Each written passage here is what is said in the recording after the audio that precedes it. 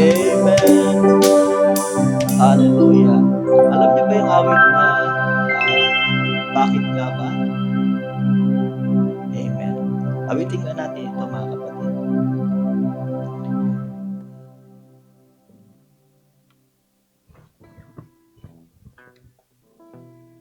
Amen. Pinupuri at bakit nga ba ibigin ka di dahil sa pagmamahal nais kong ibigin ka di dahil sa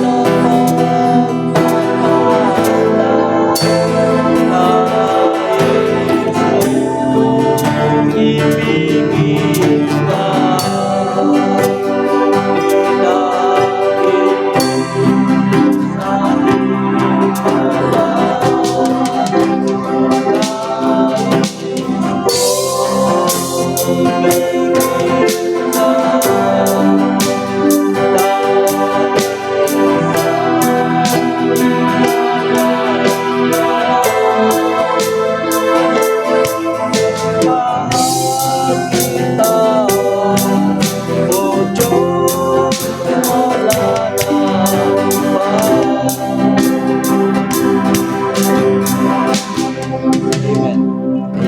Praise the Lord. Glory to God. Hallelujah. Oh, thank you, Lord. Tayo pong lahat, mga kapatid, ay samantaling mag-pray bago po tayo dadako, mga kapatid, sa salita ng ating Panginoon.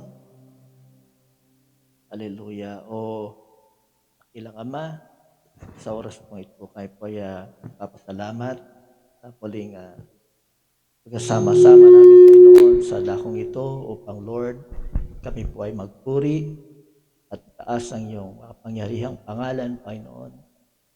Ama, oras po ito, Panginoon, kayo po ay lumalapit tayo. Pakumbaba po kami, Panginoon, o God, na humihingi ng kapatawaran sa lahat managawa po na yung mga pagkukulang at pagkakasala. Lord, alam mo ang laman ng puso po namin sa oras na ito at wala po kami may tatago sa iyong harapan. Lord, alam mo ang lahat na gawa po na yung mga pagkakamali, Panginoon. Kaya po sa oras po ito, God, kami po ay patawarin mo sa lahat ng aming mga sala. Lord, at linisin mo, Panginoon, o God, ang bawat isa sa amin sa oras na ito sa pamamagitan ng salita na amin po maririnig. Patawarin mo kami, Ama. Patawarin mo po kami sa lahat ng aming mga kasalanan. At ganoon din, Panginoon Diyos, bago po kayo magbubuklat ng iyong salita, Ama, Lord, vindicate mo ang salita mo, Panginoon, amin po maririnig sa oras po ito. Hallelujah. O God, ikaw ang kailangan namin sa oras na ito, Ama. Tulungan mo po kami, Panginoon Diyos. Lord, nag-i-expect po kami ng mga bagay-bagay sa oras na ito na galing sa iyo.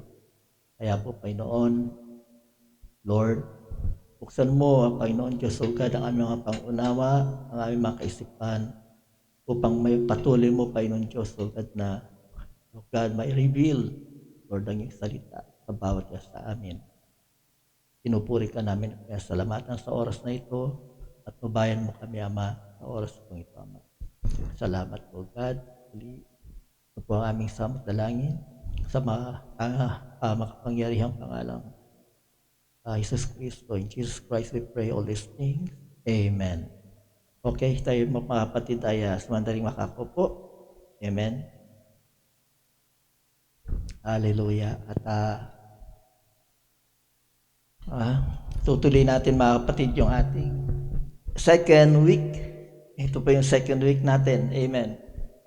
Hallelujah. At last Sunday ay inumpisahan po natin, mga kapatid, ang ating pong discussion, ating pong Bible study at the same time, parang preaching natin mga kapatid. Sa Book of Genesis, sapagkat ang Book of Genesis, mga kapatid, dito ang tinatawag na seed chapter. Dito nanggaling lahat ng mga nangyari nung sinauna pa lamang. At ang Book of Genesis, mga kapatid, dito po ang tinatawag na Book of Origin, na kung saan galing lahat ng mga bagay. Amen. Hallelujah. At matapos natin yung ating subject o yung ating subject last Sunday sa chapter 2, chapter 3. Amen. Chapter 1 hanggang chapter 3. Amen. Hallelujah. So ngayon, itutuloy natin ang ating pong pag-aaral. Amen. Sa Book of Genesis para makita natin ang picture kung bakit anong nangyari doon sa Book of Genesis, but anong nasira ang lahat ng mga bagay. Amen. Hallelujah. Kaya ituloy po natin ang ating pong pag-aaral. At tubayan tayo ng Panginoon, mga kapatid, sapagkat sabi ko nga sa inyo, ito pa lamang yung pangalawang linggo na ako po ay muling tumayo sa pulpit na kagaya nito. Amen. Sabi ko nga sa inyo, 10 years, amen, tagal. Na iniwan ko, mga kapatid, ang pagtayo sa pulpit. Sa kabila, ina-encourage nga ako na tumayo, pero talagang ayoko, mga kapatid, na sabi ko, in-encourage din ako ni Brother Jay. Sabi ko, kapag magtuturo ka dyan, sabi ko, buhay ang iyaano mo dyan, ang ipapangaral mo dyan. Amen. Hindi ka lang magsasalita. Amen. Hindi lang salita ka lang ng salita. Amen. Porque alam mo ang Bible. Amen. Hindi. Sabi ko, paghaharap ka dyan, buhay ang iyong ipapangaral dyan. Amen. Kaya, hanggang sa na-encourage tayo, mga kapatid, last 3 weeks ago o 1 month ago, mga kapatid, doon sa place sa pinagdausan natin, kasama natin yung ibang mga kapatiran. Amen. Now, ang Book of Genesis, mga kapatid, is a book of okay, magbasa muna tayo ng scripture. Okay? Kaya ulit tayo. Ilang paggalang salita ng Panginoon. Genesis chapter 1, verse 1. Tutuloy lamang natin yung topic natin at tabayan nyo lamang ako, mga kapatid, sa ating pong pag-uusapan. Maganda na to, Tagalog, di ba? Tagalog naman tayo lahat dito. Amen. Mamaya naman, haluan naman natin ng konti para. Okay? Sabi Genesis chapter 1, verse 1. Hindi po Genesis chapter 1, 1. Yan. Okay? In the beginning, God created the heaven and the earth. Tsaka yung binuklat natin last meeting, John 1:1.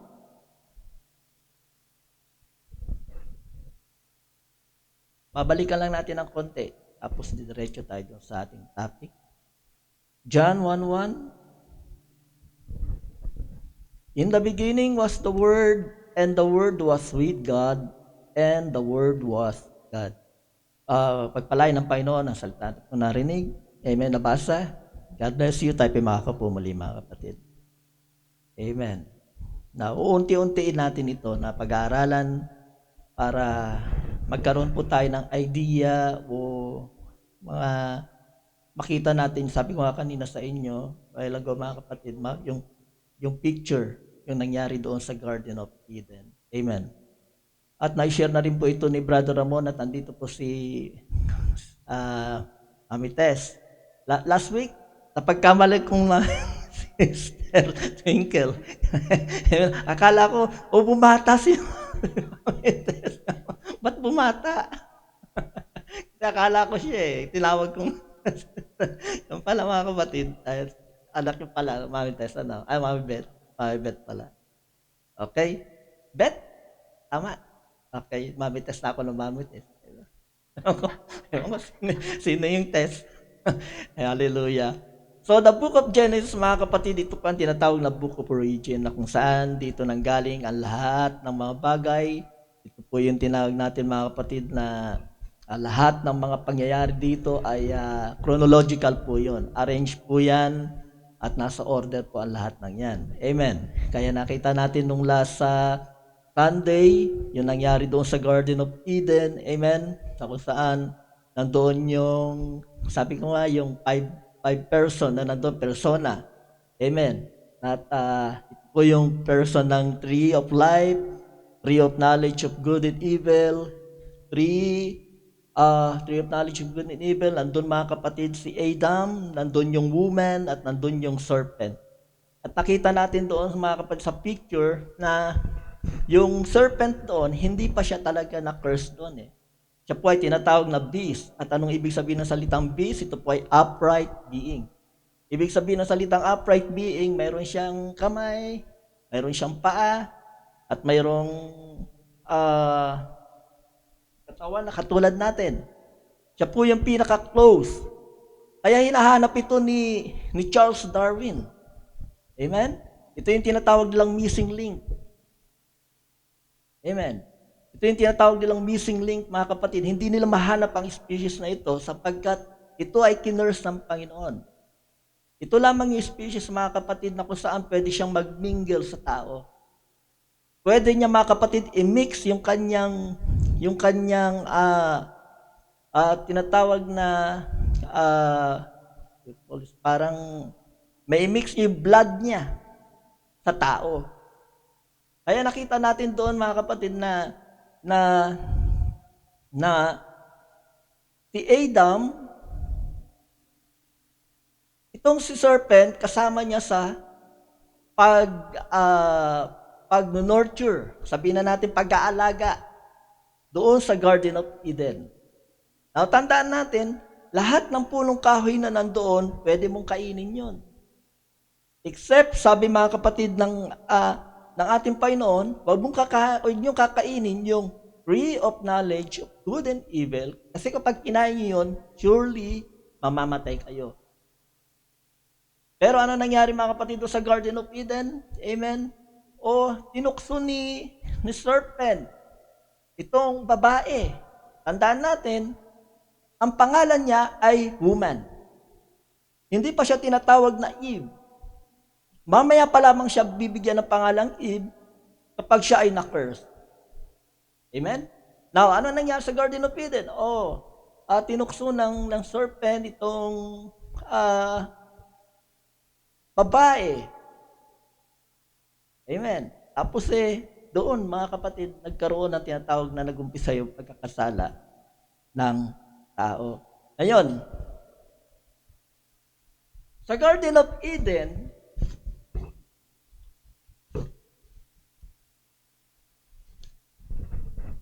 ang sabi ng Biblia, tuwing hapon, in the cool of the day, bumababa ang Diyos para makipag-fellowship kay Adam at sa woman.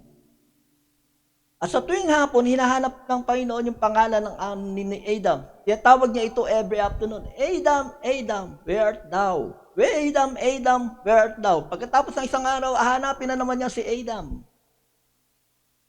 Ganun ang fellowship, mga kapatid, ng Diyos at ang tao. Masyadong close. Tinawag na ito, mga kapatid, na perfect fellowship. Bakit? Napakalapit ng Diyos sa tao. Ganun ka-close ang tao at ang Diyos. Tuwing hapon, bababa ang presensya ng Diyos, tinatawag sa Adam. Adam, Adam, nasaan ka? Adam, Adam, nasaan ka? Ganon kaganda, mga kapatid, ang fellowship ng Diyos at ang tao noon.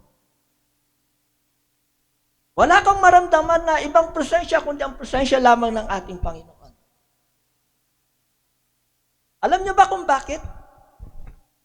Kasi ang Diyos, mahal niya ang fellowship.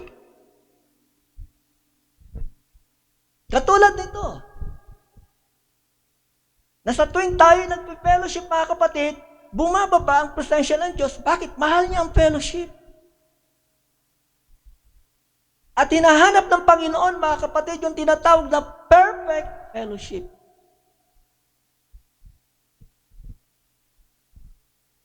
Kaya tuwing hapon, bumababa siya. At the call of the day, bumababa ang presensya ng Diyos. Sinasabi niya, Adan, Adan, nasaan ka? Kaya tayo ngayon, mga kapatid, nandito, amen, bumababa din ang presensya ng Panginoon. Sasabi niya, Bet, nasaan ka? Iyan, nasaan ka? Kasi ganun ang Panginoon, mga kapatid, hinahanap niya yung fellowship. Pero ang tao, tamad sa fellowship. Kaya noong mga kapatid, tuwing hapon, sabi ko nga sa inyo, nandoon ang Diyos. Nakikipag-fellowship, nakipagmarahin, nakipagkwentuhan kay Adan. Sasabihin niya kay Adan, O Adan, ano na nangyari? Anong ginawa mo ngayon? Sabihin ni Adan, Lord, may nakita ako na parang may sungay. Nandoon sa ilog. At binigyan ko siya ng pangalan. Sabi ng Panginoon, anong binigyan mong pangalan? Carabao. Buffalo. Sabi ng Diyos sa kanya, good. Tapos ano pa? Pumunta ako doon sa doon sa, ano man tawag doon mga kapatid, sa ilog. Mayroon ako nakitang isda, malangoy. O saan ang ginawa mo? Binigyan ko siya ng pangalan, Lord. Anong pangalan niya? Ang pangalan niya ay mudfish. Very good. So lahat ng ginagawa ni Adan, nire-report niya sa Diyos tuwing hapon kapag sila ay nag-fellowship. Ganon ka-close ang Diyos sa tao. Very, very close. Wala kang makita, mga kapatid, na presensya na gumagambala. Bakit? Walang kasalanan. At ang maganda nito, mga kapatid, lahat ng creation ng Diyos, amen, hindi namamatay.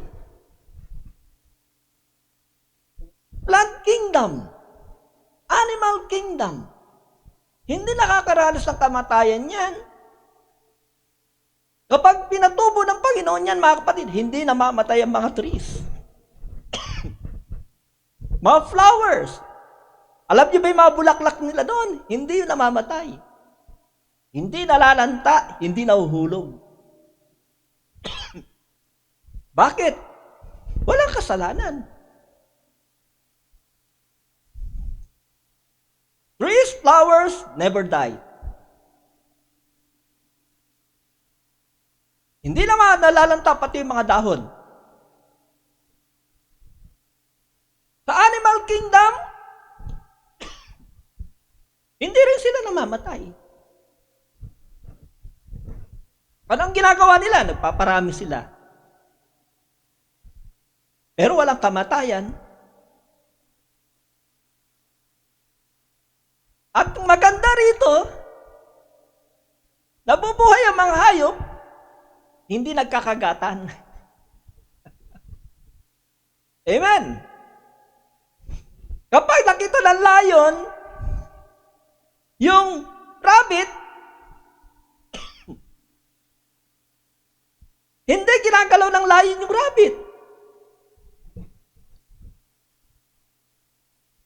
Yung tiger, hindi niya pwedeng galawin yung aso, yung dog.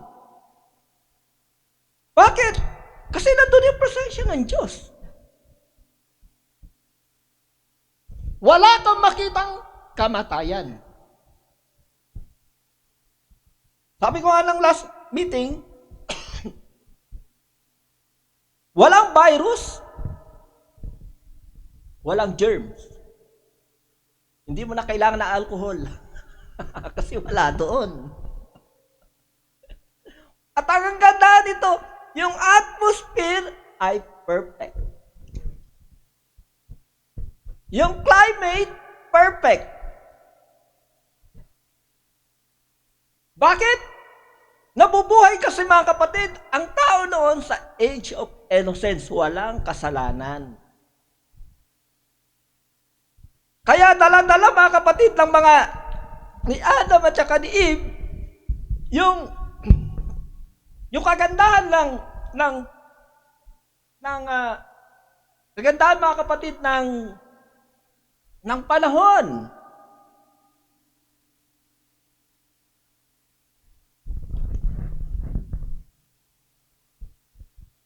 Sila ay humutubad. Tama? Pero walang balis. Bakit? Kasi suot-suot nila mga kapatid yung holy veil. Ano yung holy veil mga kapatid? Kaya kahit sila ay humutubad, nakikita nila yung isa't isa mga kapatid, hindi nila maramdaman yung malis at saka yung lust. Why? Because they were veiled by the Spirit of God. Yung Shekinah glory ng Panginoon, mga kapatid, nasa kanila. Yung presensya ng Panginoon, nasa kanila. Yun ang kagandahan doon sa Garden of Eden, nung hindi pa sila nagkakasala. Now, bagamat sila mga kapatid ay balot ng holy veil, ito pa, hindi pinapakialaman ng Panginoon yung decision nila.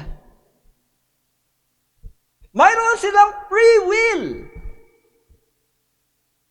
Kahit sila ay pinabalutan ng presensya ng Panginoon, kahit na sila mga kapatid ay nandoon ang Shekinah glory ng Panginoon, amen, hindi pinapakialaman ng Diyos ang free will nila. Kahit tayo, na nandito ngayon, kahit tayo mga anak ng Diyos, mga kapatid, may free will tayo. Na ibinigay ang Panginoon, hindi niya pwedeng pakialaman yan. Hindi niya pwede sabihin sa iyo, o gawin mo ito anak, gawin mo yan, gawin mo yan, gawin mo yan. Hindi. May free will ka. Mayroon kang choice sa sarili mo kung ano ang gagawin mo. Kung tatanggap ka o i-reject mo. Ganun lang yun.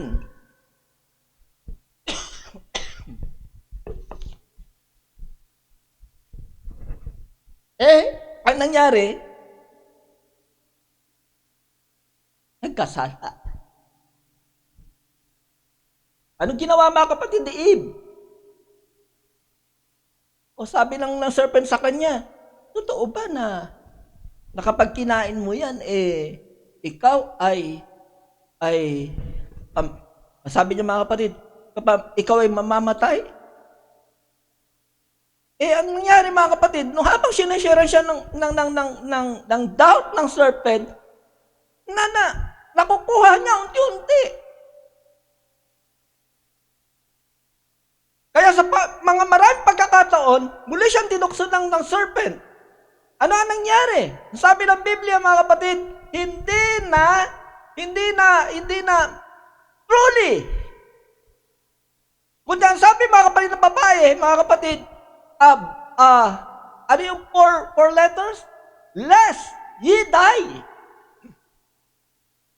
Baka kami mamatay kapag kinain namin yan. Pero ano sabi ng serpent sa kanya? Hindi ka mamamatay. Ang maganda nga nito mabubuksan ng iyong isip. Malalaman mo kung ano ang maganda at mabuti. Ang masama at mabuti. Kaya nga tinawag na tree of knowledge of good and evil Hallelujah. Ano nangyari? Tinikman ni Eve. Yung tinatawag na trap ng kaaway. Hanggang siya ay nagkasala, ipinasa niya sa kanyang asawang si Adan. Amen.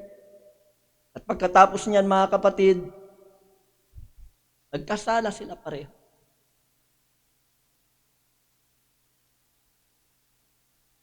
Amen. Now, ngayon mga kapatid, tingnan niyo yung picture para makita natin.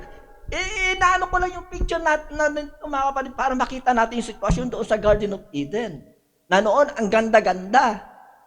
Kaya lang pumasok itong sa serpent, tinukso niya yung babae, yung woman, pagkatapos mga kapatid ay ipinasa niya sa kanyang asawa na si Adan. Bakit kaya ginawa ni Adan yun? Hindi nga pwedeng gawin ni Adan yun eh. Kasi si Adan, yung commandments mismo galing sa Diyos, sa kanya.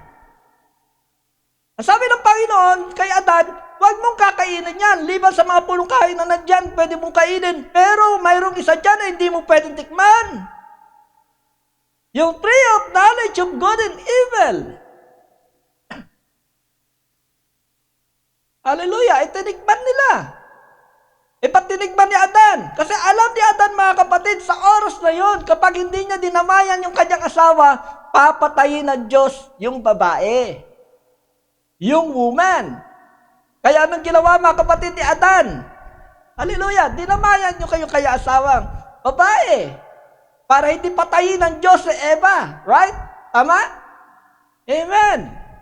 Hallelujah. Oh.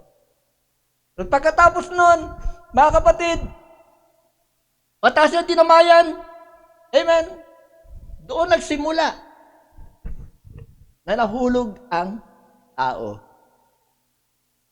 Doon nag-umpisa, mga kapatid, yung tinatawag na fall. At dito pumasok yung tinatawag na death. Death entered, mga kapatid. At ano ang death?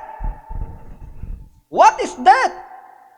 Death is eternal separation from God. Napakasakit. Sapagkat, mga kapatid, nawala yung fellowship ng tao sa Diyos. Na nakita natin kanina, every afternoon, dinadalaw ng Diyos si Adan. Adan, nasaan ka? Pero nung nagkasala ang tao, nagkaroon ng tinatawag na eternal separation. Ang Diyos at ang tao. At ano naging nasa gitna?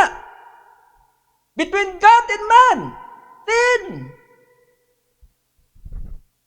Yun ang naging dahilan, mga kapatid, yung sin. And what is sin? Death. Kamatayan pa rin. Kaya ano nangyari? Nung nahulog ang tao, mga kapatid, lahat ng bagay sa mundong ito, amen, pakinggan ninyo, na-pervert. Kaya lahat na nakikita nyo sa mundong ito ngayon, hindi yan yung real picture ng Garden of Eden.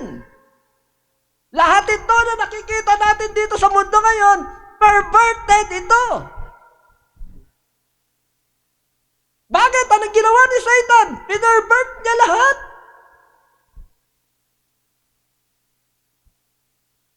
Perverted.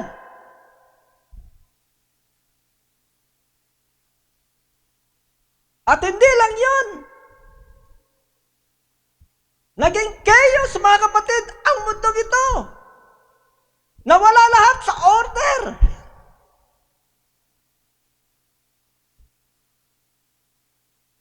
Hallelujah. Amen. Nasusundan niyo ako, mga kapatid? Hallelujah.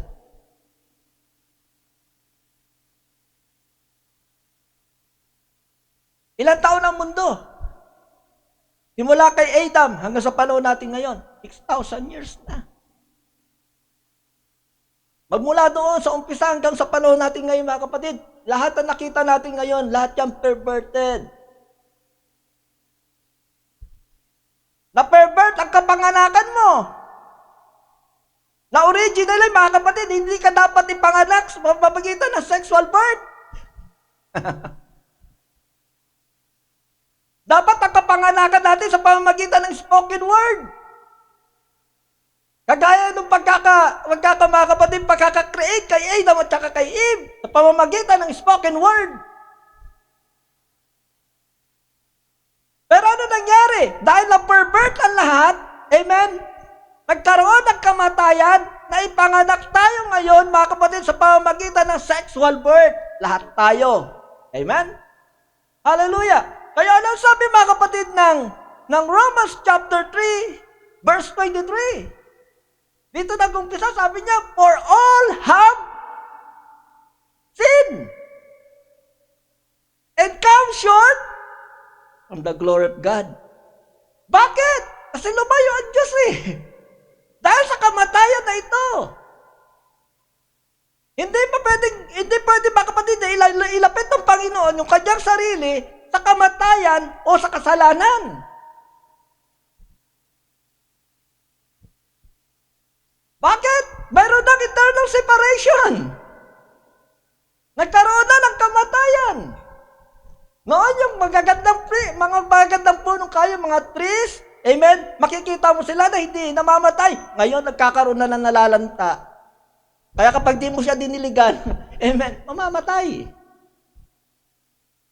Ganon din ang hayop.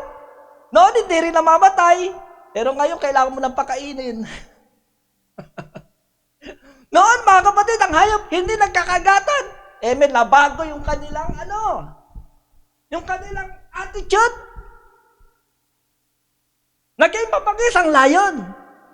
Naging mabagis ang tigre. Amen? Bakit?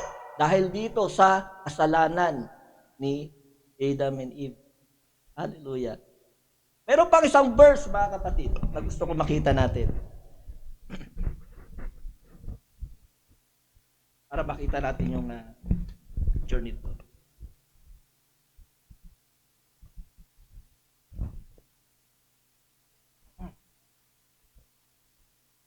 The book of Romans pa rin. Romans chapter 3.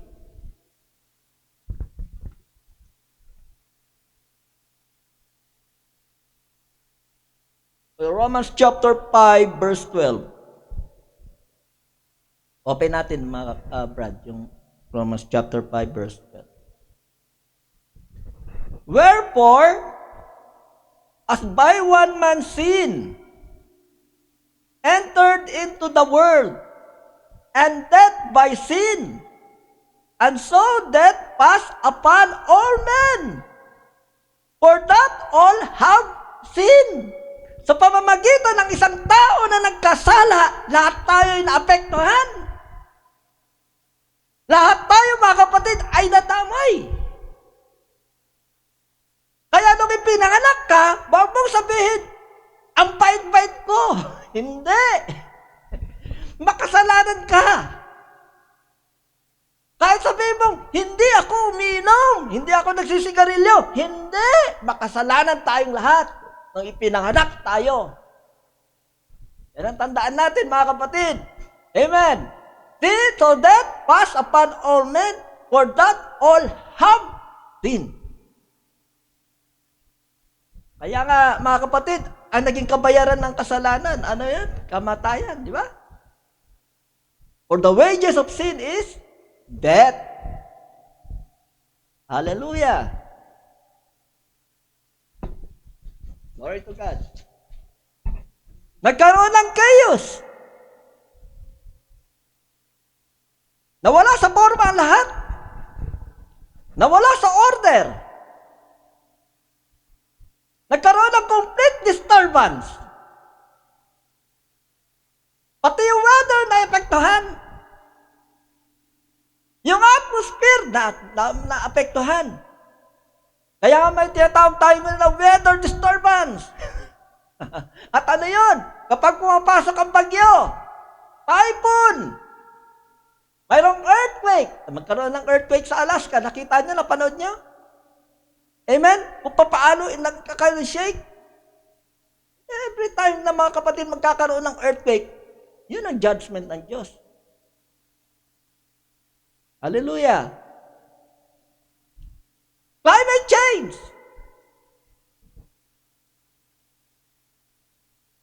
Lahat ng ito, mga kapatid, affected.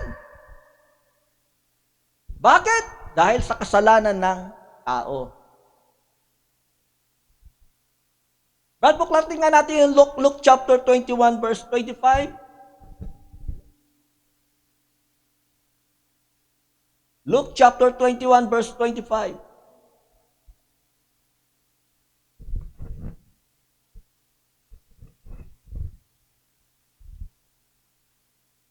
And this shall be signs in the sun,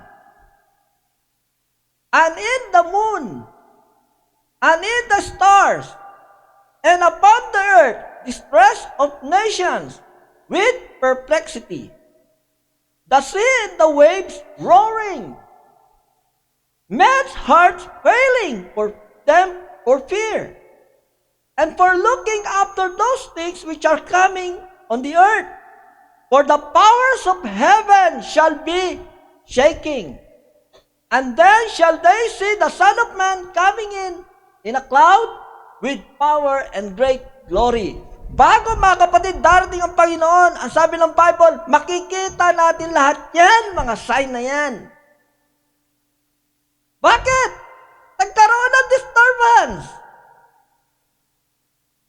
Nagkaroon ng tinatawag ng pagkakagulo. Naapektuhan, tidal waves. Kaya nga mga kapatid, yung tao ngayon takot na takot.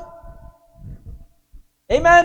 Nagkaroon lang lito sa Alaska. Ano yung narinig nila? Sabi nila magkakaroon ng tsunami. Kaya anong ginawa nila? Nagtatakbuhan sila papunta ng mataas na lugar. Yung iba pupunta na ng bundok. Dahil ang sabi mga kapatid, magkakaroon ng tsunami. Ganon kagrabe. Na-experience ko yan Sa Pilipinas, yung 1990 earthquake, nasa school kami, biglang ubuga mga kapatid yung building. Paglabas namin, nakikita namin yung mga building na sasayawan. Takot na takot kami. Ganon kagrabe mga kapatid. Hallelujah. Kaya lahat ng nararanasan natin ito, hindi ito yung perfect condition natin. Sabi ng Biblia, amen, ano pa lang yan, paumpisa pa lamang ng tribulation. Hindi pa talaga yan yung tribulation. Makikita mo lahat ng yan, umpisa pa lamang yan. Bakit? Dahil sa kasalanan nangyari doon sa Garden of Eden.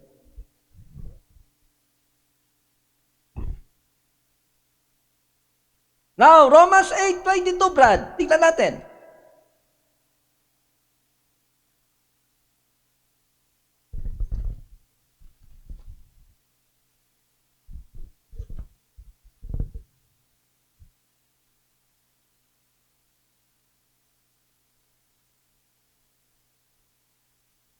For we know that the whole creation groaneth and travailed in pain together until now. So, hindi lang tayo ang nahihirapan. Pati rin ang mundo, mga kapatid, na tinatapakan natin ngayon, ganon din siya. 6,000 years ago, hindi lang 6,000 years, mga kapatid, ang mundong ito. Trillions of years. Kaya lang lumala nung nagkasala ang tao. Kaya sabi ng Bible, yung whole creation, parang humihikbi o nag-groan. Amen. Hallelujah. Kaya, mga kapatid, nagkaroon ng chaos. Amen. Lahat na nakikita natin ngayon na iba, doon originally doon sa Garden of Eden, at pumasok yung tinatawag nilang cosmos. Ano yung cosmos, Brad? Yung cosmos, mga kapatid, ito yung sistema ng mundong ito. Yun ang nakikita natin ngayon. Tinatawag na cosmos. Kaya tingnan niyo yung picture. Hindi ito yung original na picture, mga kapatid, ng Garden of Eden. Ito ngayon yung tinatawag nilang Satan's Eden. Amen. Kaya naalala niyo ang Panginoon nung siya ay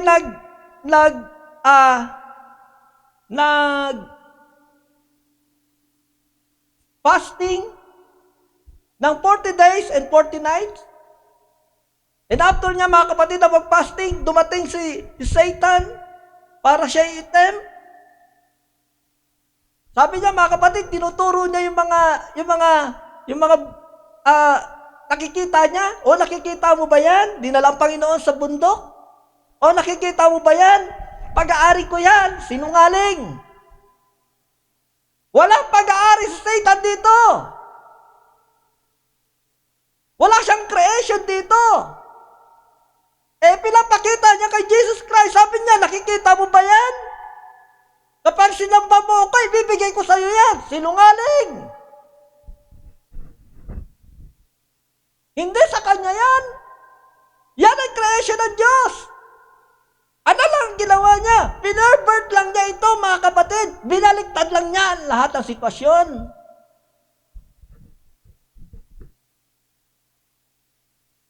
Kaya tawa-tawa siya, sabi niya, ikaw, sige, sambahin mo na ako. Kasi bibigay ko sa iyo yan.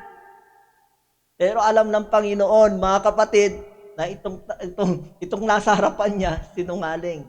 Kaya ano sabi niya? Huwag mong tuksuhin ang Panginoon mong Diyos. Kaya alam ng Panginoong Jesucristo, mga kapatid, na before the foundation of the world, amen, bago lalangin ang lahat ng bagay dito sa mundo, amen, alam na niya ang mangyayari. Amen. Karoon ng fall. Napaka-sad istorya, mga kapatid. Nalaglag, mga kapatid, ang lahat. Pati creation ng Panginoon, amen, nabaliktad. Pero mayroon din purpose kung bakit ginawa ng Diyos ito. Para may manifest niya, mga kapatid, yung kanyang sarili sa atin. Now, after ng fall, ano nangyari? Okay? Nawala yung inheritance ni Adam.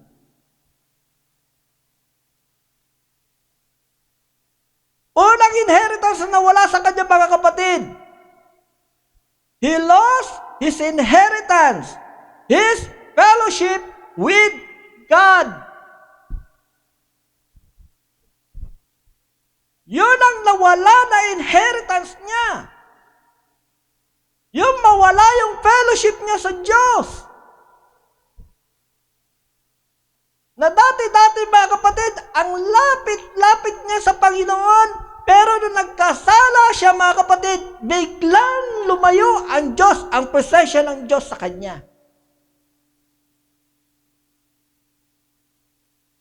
Bakit? Dahil nga sa kasalanan.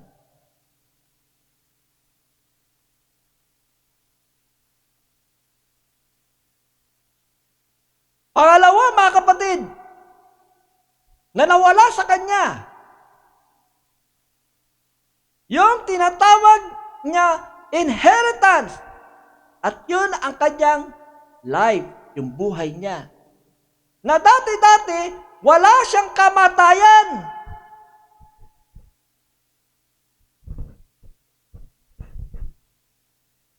Amen. Dati meron siyang eternal life.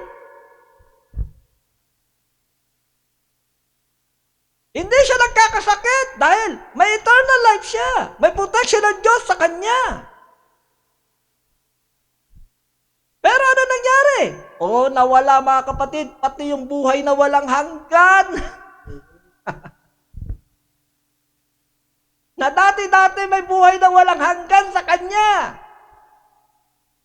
Pati rin sa atin. Dahil doon pa lamang, mga kapatid, sa kaisipan ng Diyos, nandoon na tayo. Wala tayong kamatayan. Pero ano nangyari? Nung nandito tayo sa lupa, amen, bigla tayong may kamatayan kagaya ni Adan. Yun ang inheritance na nawala sa kanya. Inheritance of life. Eternal life. Kalain mo, mga kapatid, privilege mo na. Kaya lang, dahil nga doon sa kanyang asawa, dinamayan niya, kaya nagkaroon siya ng kamatayan. Pangatlo, inheritance to control the earth. Dati-dati, mga kapatid, nakokontrol niya ang lahat ng bagay sa mundong ito. Kaya nga po lang sinabi ko sa inyo kanina, siya nagbibigay ng pangalan ng lahat ng hayop. At ang maganda pa rito, pwede pa niyang ilipat yung bundok. Dito, papunta doon. Pwede niyang utusan mga kapatid yung bundok. O bundok, mountain, sabi niya, ililipat kita doon. Mount Apo, ililipat kita sa Cebu. Amen. Ganon mga kapatid si Adan. Mount Rushmore, ililipat kita doon sa kabila. Ganon si Adan. Pwede niya mga kapatid na utusan pati yung mga bundok. Pwede niya sabihin mga kapatid, o ikaw ilog lang gano'n. Pwede ka ilipat dito. Ganon ang kanyang kapamahalaan. Ganon ang kanyang authority. Di ba sabi ng Panginoon yun? Kung mayroong ka pananampalataya na gaya ng isang butil ng mustard seed. Amen. Sabi niya, pwede mong mapalipat ang bundok. Gano'n si Adan Pwede niyang palipatin ang bundok. Ganon ang authority mga kapatid na binigay ng Diyos kay Adan. Dahil nga sa kasalanan mga kapatid, nawala ang lahat. At ang pinakamasakit sa lahat, ito. Inheritance, the title deed. Dati-dati mga kapatid, nasa kamay ni Adan yung title deed. Na lahat ng creation ng Diyos. Pero ano nangyari nung kasala mga kapatid sa Adan? Nawala sa kamay niya yung title deed. Ang gusto ni Satanas, kunin yung title deed, pero hindi pwede. Dahil yung kamay ni Satanas mga kapatid, marumi. Kaya ano nangyari? Yung title deed na hawak ni Adan, ang ginawa niya mga kapatid, ang ginawa ng Diyos, babawiin ko yan. Kasi kinukuha ni Satan, hindi pwede. Kaya ang gagawin ko, kukunin ko yan. Kaya anong ginawa ng Diyos? Kinuha niya yung title deed.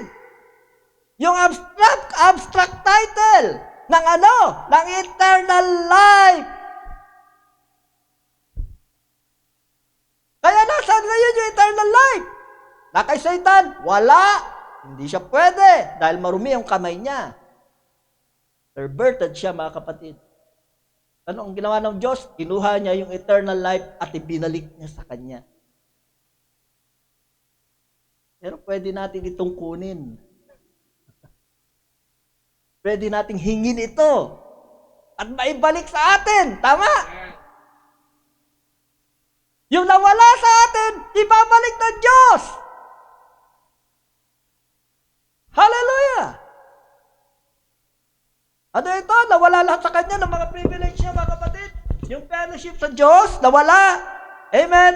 Yung life, yung authority niya na kontrolin ang mundo. At ang pang-apat, yung tinatawag na title deed. Kaya nung nagkasala mga kapatid, si Adam, saka si Eve, amen, hallelujah, mabuti na lang. Mabuti na lang. Amen. Mayroong kaagad tinatawag na antidote ang Diyos. Para maibalik tayo doon sa dati nating kinalalagyan. Amen. Now, dito sa Revelation chapter 5, ilang oras na ako, bre? Wala pa. Hindi pa.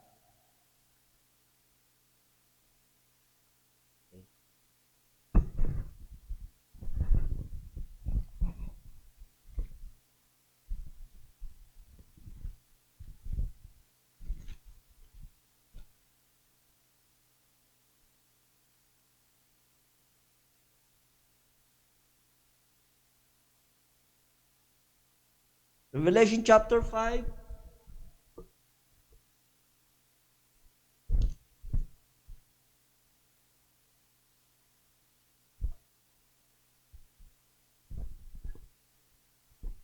Tingnan nyo ito mga kapatid.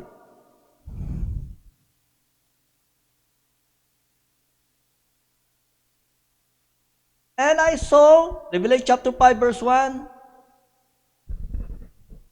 and I saw in the right hand of him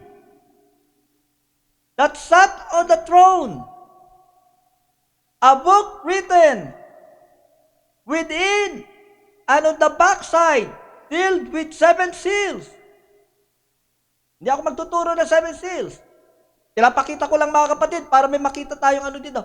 And I saw a strong angel proclaiming with a loud voice, "Who is worthy to open the book?"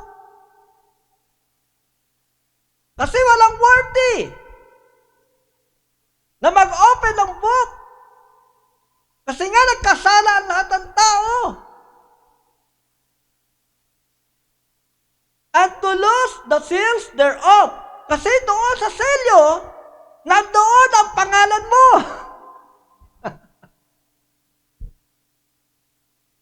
Yan yung tinatawag mga kapatid, nakita natin kanina na title deed na nawala, na binawi ng Diyos. Amen? Okay, tingnan niyo mga kapatid. And no man in heaven, hindi pwede kahit anghel, nor in earth, neither under the earth, was able to open the book, neither to look thereon. And I wept much. Umiyak si John. Kasi nakita ni John, mga kapatid, nung tinignan niya, walang pwedeng magbukas ng selyo. Gusto niya kung nandoon, gusto niya makita, mga kapatid, kung nandoon yung pangalan niya. Kung nandoon siya. Walang karapat-dapat, mga kapatid, na magbukas ng selyo na yon. At yun yung binawi ng Diyos at nakita natin kanina, yung tinatawag na title deed.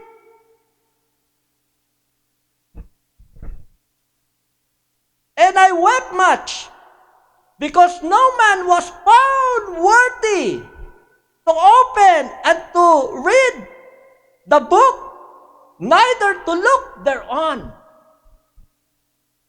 Kahit sino, wala. Tinignan niya, mga kapatid, sa langit, tinignan niya kung mayroon bang angel na pwedeng magbukas ng seal.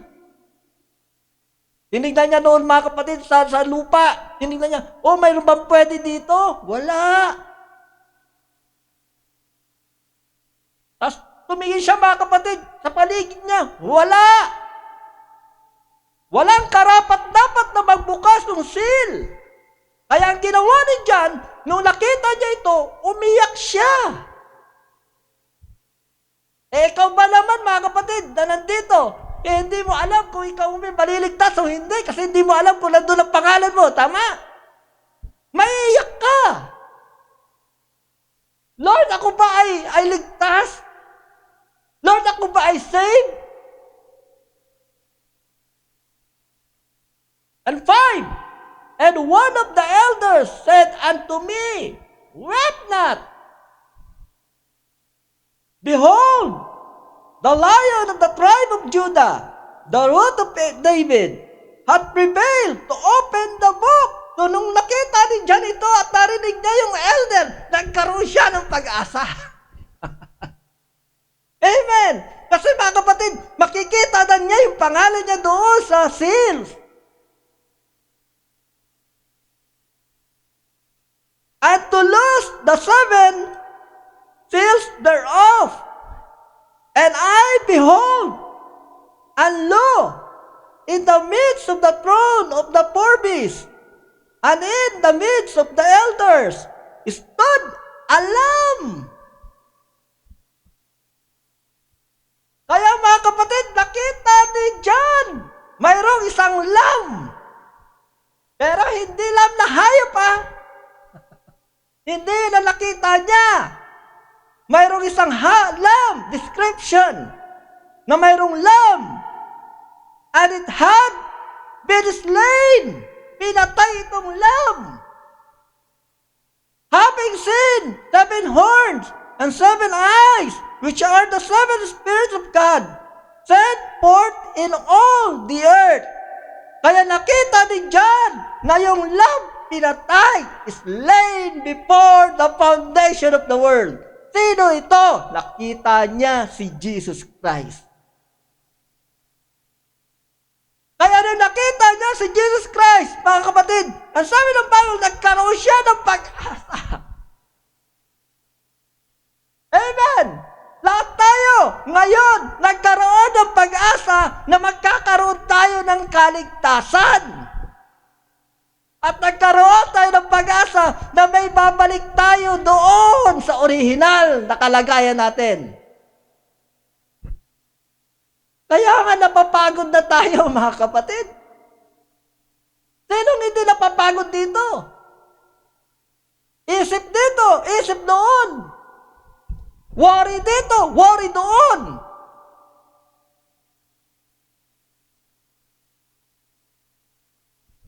Kaya ang ginawa ng Diyos, mga kapatid, para tayo ay maibalik sa dati nating kondisyon. Dapat ilalagay niya tayo at bibigyan, i-redeem niya tayong muli. Kailangan natin ng redemption.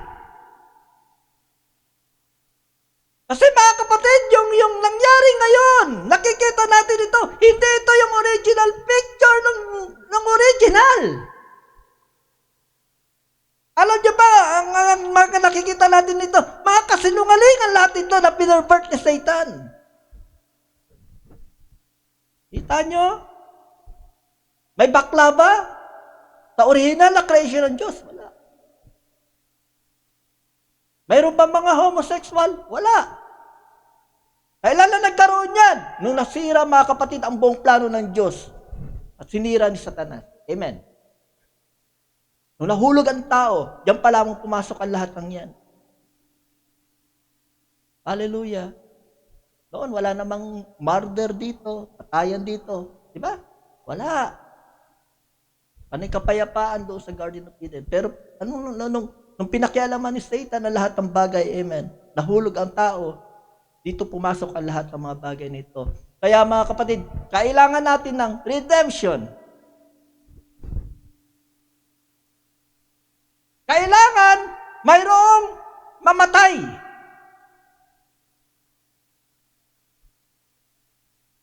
Para saan? Sa ating mga kasalanan. Ang akala natin noon, mga kapatid, nung pinanganak tayo, basta-basta lang natin, tatanggapin ko ang Panginoong Jesucristo. Pero hindi natin alam kung anong dahilan. Nung Katoliko ko, mga kapatid, sasabihin lang ng pari sa'yo, ikaw ay magsisi ka. Pero hindi ko alam kung bakit.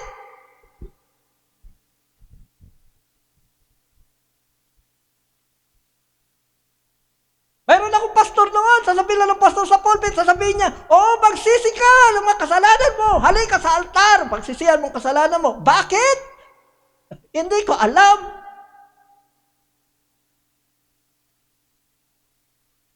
Pero ngayon, mga kapatid, ang ginagawa ng Diyos ngayon, amen, ay kanyang binubuksan sa atin unti-unti. Kung ano ang nangyari doon sa Garden of Eden. Ngayon, nagiging malinaw na sa atin ngayon kung bakit kailangan nating mag-repent ng ating mga kasalanan. Bakit? Alam natin na sa dugo natin, mayroong nananalaytay na kasalanan. Sa dugo nyo, mayroong tinatawag na kasalanan na nandyan. Ayaw mong gumawa ng kasalanan, nakakagawa ka ng kasalanan. Bakit? Nandyan. Sa'yo. Sa atin.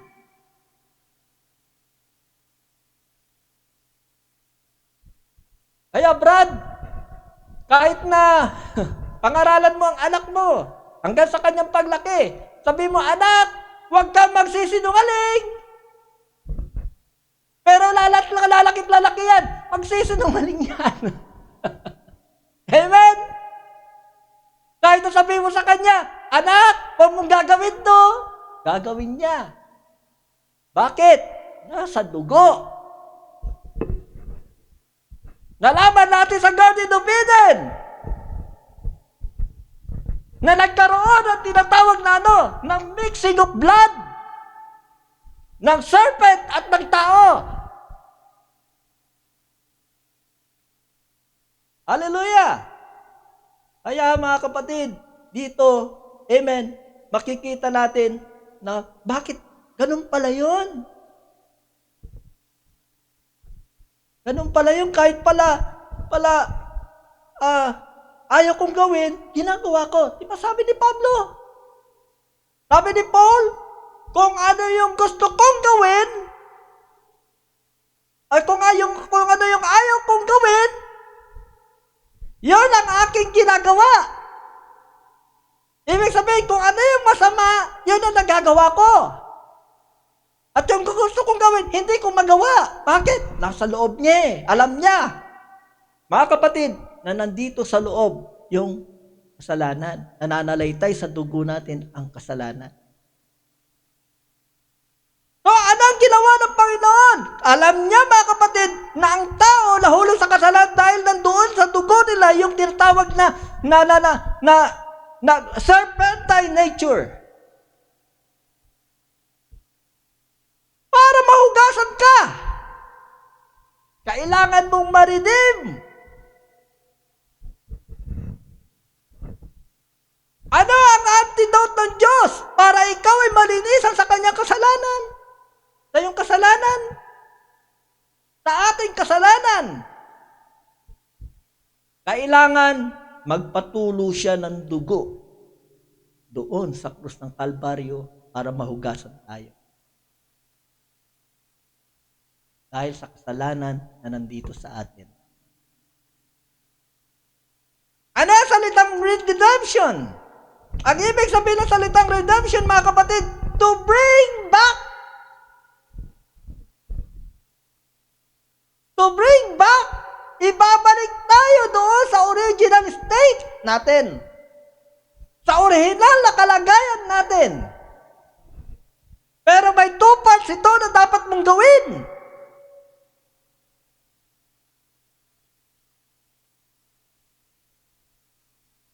Ano yung una? Kailangan mong lumabas. Lumabas saan? Sa kasalanan mo. Pangalawa, mga kapatid, kailangan mong pumasok. Pumasok saan? Kay Kristo. Ito ang redemption. Kasi hindi pwede, mga kapatid, na papasok ka kay Kristo, pero nandun ka pa rin sa kasalanan. Ginagawa mo pa rin yung kasalanan. Hindi pwede. Kailangan para ma-redeem ka, lumabas ka. Saan? Come out! Saan? Sa kasalanan mo. Pag lumabas ka ng kasalanan mo, entered! Saan? Kay Kristo. Yan ang redemption. Amen. Redemption, amen, i-bring back, brought back doon sa original na state mo. Ganon ang Diyos, mga kapatid. Dahil sa nangyaring ito, sa mundong ito, sa pinir-birth ng Hallelujah. Amen. Amen po ba? Hallelujah. Amen. So, anong nangyari? Nung nahulog ang Diyos sa kasalanan, amen, ang sabi ng Bible, hallelujah, doon, nagkaroon ng curse ang lahat, pati ang babae. Anong nangyari sa babae, mga kapatid? O binigyan siya ng conception, yung tinatawag na kahirapan. Di ba ang babae, sabi ko nga sa inyo last meeting, pag nanganganak yan, hindi yan nakatawa o naka-smile. Naranasan ko kasi pinagbantay ako ng doktor nung anak si Sir Carol. Sabi niya, nandun ako sa ulunan niya. Kinaganon ko yung nakakadi, Amen. Hallelujah. Tapos, Tingnan nyo naman sa animal kingdom. Nakita na ba kayo ng aso na kapag ang aso ay nanganak, umaalulong? Hindi. Very quiet. Kabayo, ganun din. Sa animal kingdom, ganun sila. Pero sa tao, iba. Bakit? Na-curse ang woman. Na-curse yung kanyang womb. Kaya wala kang makita, mga kapatid, na nanganganak na nakangiti. Kaya nga sabi nila, yung kanyang kalahating paa nandun sa hukay. Kapag nanganganak ang babae. Lately lang yung aking pamangkin, yung asawa niya, namatay sa panganak. Ganon kagrabe, mga kapatid, ang curse na ito na nangyari kay sa babae. At ano nangyari? Simula noon, mga kapatid, yung level ng kanilang equality,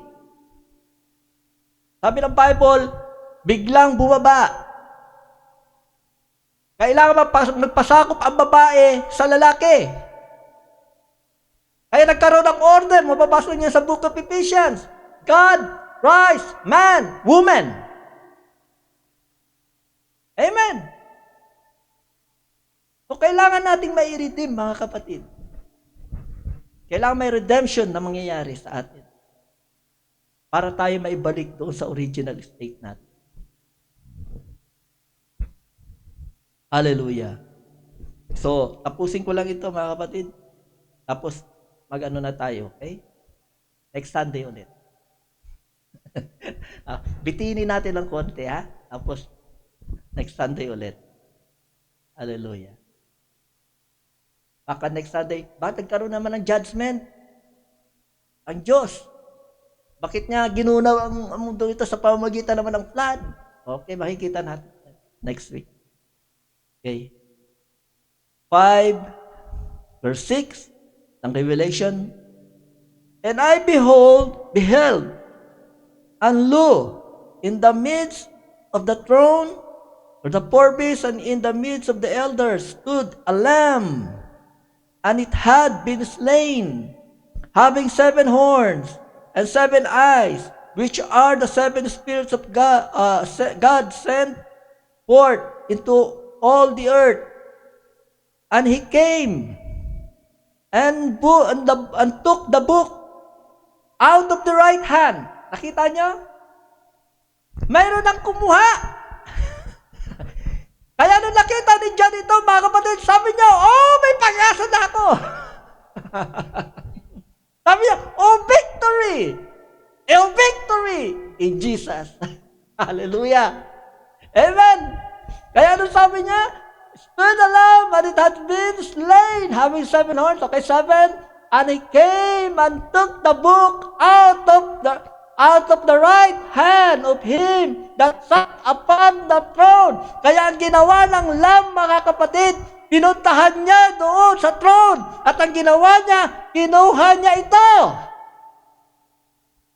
Bakit? Kasi yung kumuha doon sa throne, karapat-dapat siya. Sapagkat ang dugo niya, ibinuhos niya doon. Sa Old Testament, wala pang pag-asa. Bakit? Noon kapag nagkakasala ang tao, papatay lang niya ng hayop o ng lamb. Pero ang ginagawa ng dugo ng lamb, nagko-cover lang doon sa kasalanan. Hindi pa pinapatawad totally. Kino-cover lang.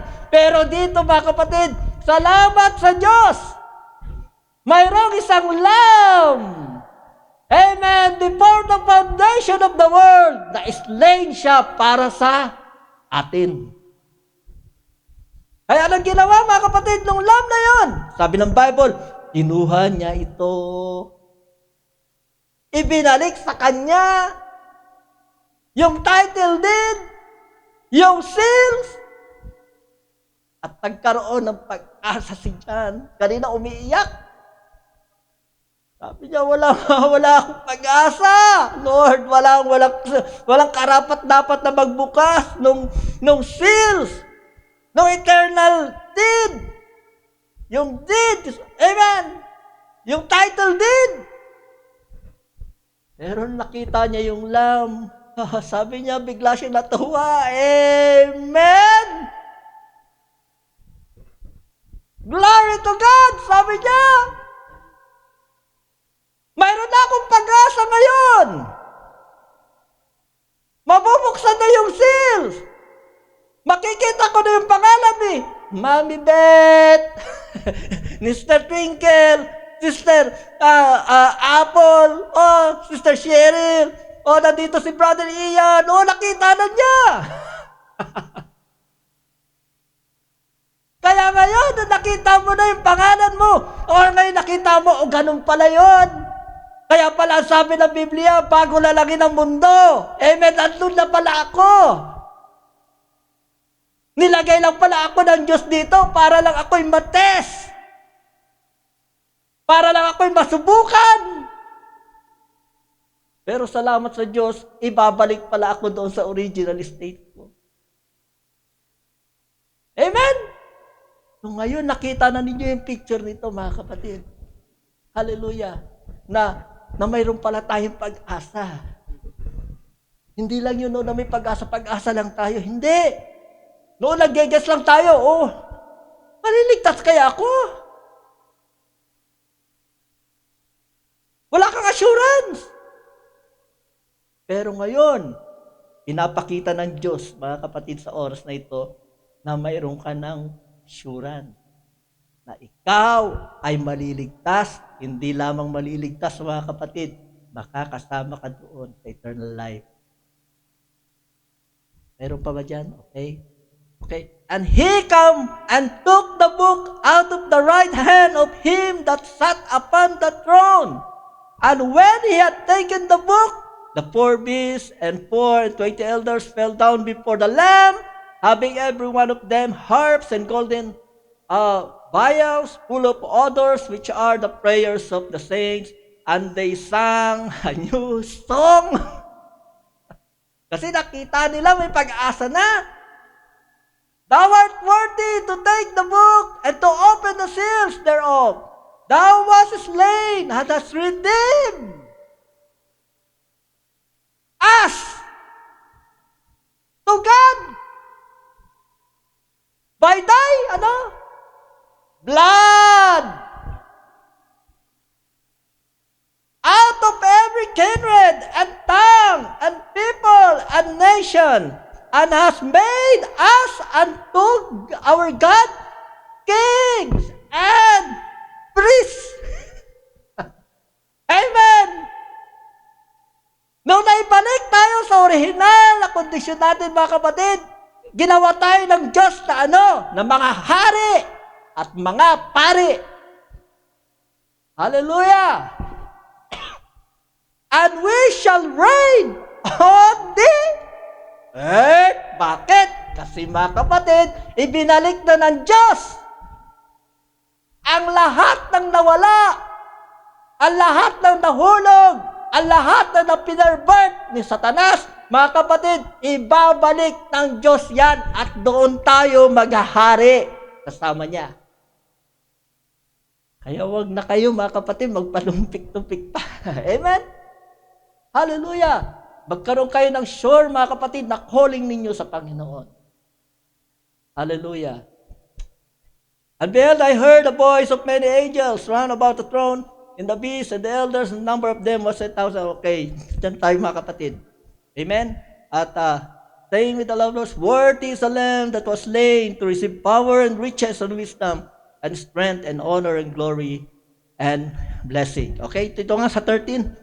And every creature which is in heaven, and on the earth, and under the earth, and such as are in the sea, and all that are in them, heard saying, blessing and honor and glory and power be unto him that sitteth upon the throne, and unto the Lamb forever and ever. Amen. Ngayon, nakita natin, mga kapatid, na may pag-asa pala tayo. Amen. Noon umiyak tayo, Lord. Hindi ko alam kung ako ililigtas mo. Kung ako ba ay saved, ngayon hindi na. Alam mo na ikaw ay kasama noon pa man before the foundation of the world. Amen? Hallelujah. Pero hindi lahat mariridim. Kunti lang. Hindi lahat. Hindi lahat maliligtas. Kunti lang. Kunti lang, mga kapatid. Amen! Pero pasalamat tayo ngayon. Amen. Hallelujah. Pinuksan ng Diyos, mga kapatid. Hallelujah. Ang salita niyang ito para sa atin. Para makita natin ang assurance ng kaligtasan natin ngayon. Amen. Glory to God. Glory to God. Amen. Next Sunday, tutuloy ulit natin, mga kapatid. Hallelujah. Tayo po tumayo.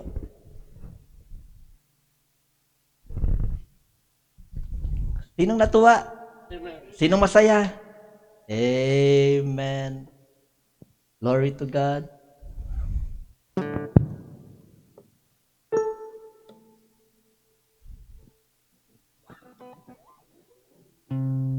How great is our God? How great is our God? The splendor of the King, clothed in majesty. Let all the earth rejoice. All the earth rejoice. He wraps himself in light, and darkness tries to hide, and trembles at his voice, tremble at his voice. How great is our God! Sing with me, how great is our God! All of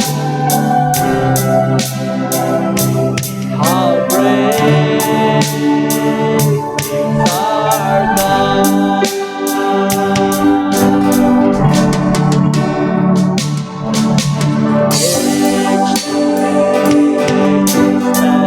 Amen. And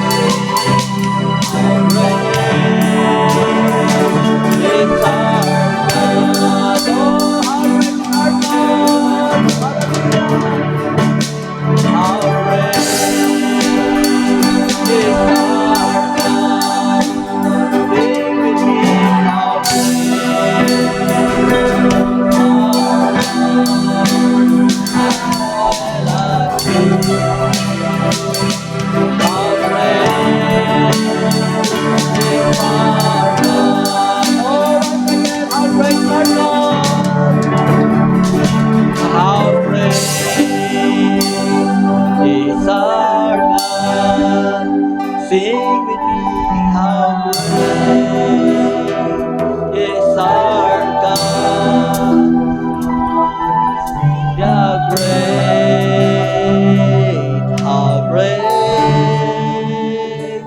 is our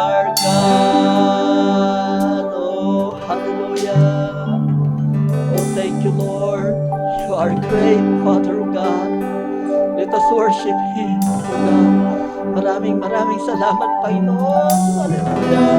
Oh, glorify your name, Father. Salamat, Panginoon, sa oras na ito, Ama. At ikaw ay dinalaw mo kami sa oras na ito, Panginoon, upang kami ay kausapin mo sa pamamagitan ng iyong salita. Ama, ganito pala ang sitwasyon namin ngayon, Ama. Na punong-puno po kami ng kapaitan. Punong-puno po kami, Panginoon, ng pagdaramdam. Sapagkat ang lahat pa lang ito, Panginoon, ay hindi galing sa iyo, kundi ito ay nangyari noon sa Garden of Eden, noon pa man, Ama. Ang mga kalagayan namin ngayon na kami ay naghihirap.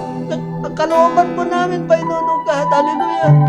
Kung minsan, Panginoon, kami po ay nag-worry, Ama. Punong-puno po kami ng pag-aalala.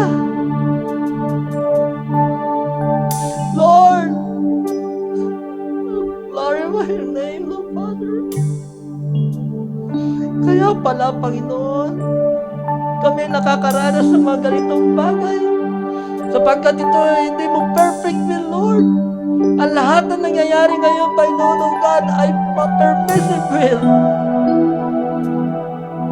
Ginawa mo namin ito, Panginoon, para makita namin ang kalagayan namin, Ma. Na hindi ito ang kalagayan namin dapat. Kaya dalangin namin sa oras na ito, Panginoon. Kami ay ibalik mo doon sa original namin, Panginoon, ng kinakalagayan. Doon sa aming original state, Panginoon. Sa panahon ng Garden of Eden, oh God, na kung saan walang kamatayan, Ama. Walang karamdaman. Walang kahirapan. At hindi kami natatakot, Panginoon, sa tuwing magkakaroon ng bagyo, magkakaroon ng lindol, magkakaroon ng gera, Ama. Hindi ito ang perfect will mo. Kaya dalangin namin sa oras na ito, Panginoon. Kami po ay dalawin mo sa oras na ito. Kaya ang ginawa mo noon sa panahon, Ama, na kung saan dinadalaw mo si Adan in the cool of the day para kayo ay magkaroon ng fellowship, Panginoon. Ganon din ang gawin mo sa amin sa oras na ito, Panginoong Diyos. Dalawin mo kami at magkaroon tayo ng fellowship, oh God. Lord, napakahirap na mawalay sa iyo, Panginoon. Hallelujah! Mga kapatid, isipin nga natin ang kabutihan ng Panginoon sa oras na ito. Kung nagkaroon tayo ng mga karamdaman, hindi ba tayo pinagaling niya? Nung walang-wala tayo, binigyan niya tayo. Lord, hallelujah! Patuloy mong buksan ang aming mga puso, Panginoon. Huwag mo hayaan na mamagtigas ang aming mga puso sa oras na ito, Ama. Kundi, Lord, buksan mo ang aming mga puso at mga mata. Upang ikaw ay makita namin, Panginoon. Hallelujah, ng harap-harapan sa pamamagitan ng iyong presensya. Panginoon, pagpalain mo yung mga anak na narito sa oras na ito, Panginoon. Bless them, Lord. Bless them. Hallelujah. Salamat po, Diyos. Salamat sa iyo, Ama. Dalawin mo kami, Panginoon. Dalawin mo kami, Ama. Lord, hallelujah. Gusto namin maramdaman ang iyong presensya, Ama. Salamat, Lord. Salamat sa iyong kabutihan. Amen, Lord. Salamat po, God. Amen. Hallelujah. To God be the glory. Amen. To God be the glory. Amen. Amen.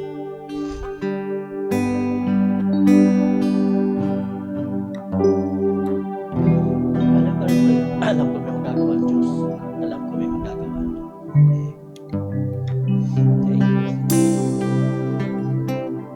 you. Alam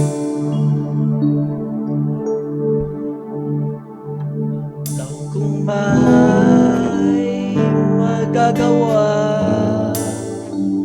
ang Diyos.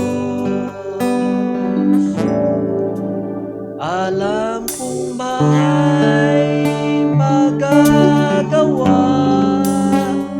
ang Diyos. Kung ako'y magtatapat sa Kanya'y maglilingkod, alam kong may magagawa ang Diyos. Alam kong may magagawa ang Diyos. Alam kong may magagawa ang Diyos. Kung ako'y magtatapat sa Kanya'y maglilingkod, alam kong may magagawa ang Diyos. Sa uling pagkakataon, alam kong may magagawa ang Diyos. Alam kong may magagawa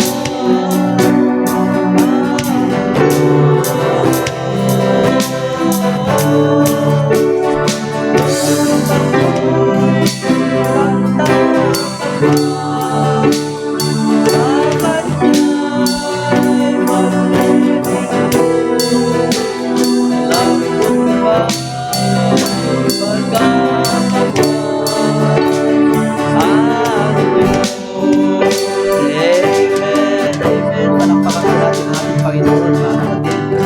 Piring natin.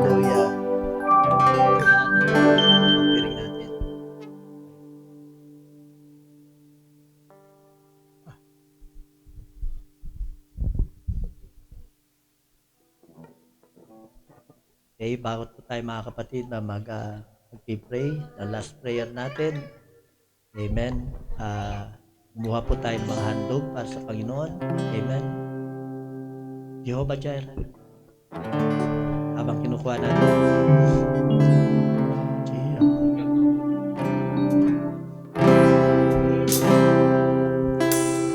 My provider, you are more than enough for me. Jehovah Rapha, you're my healer. By your stripes I've been set free. Jehovah Shammah, you are with me. You supply all our needs. You are more than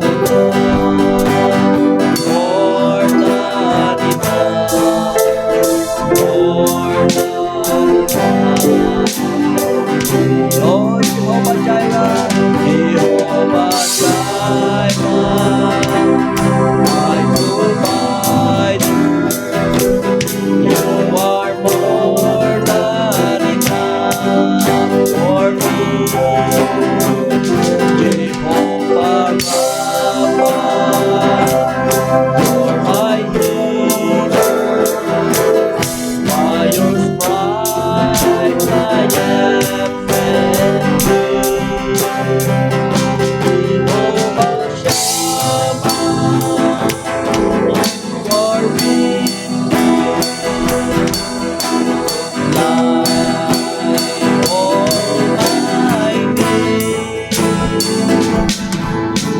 are more than enough, more than enough, more than enough. You are more than enough, more than enough, more than enough.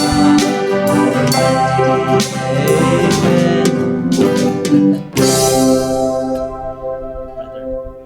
Brother Ian, our closing prayer. Open and close, brother.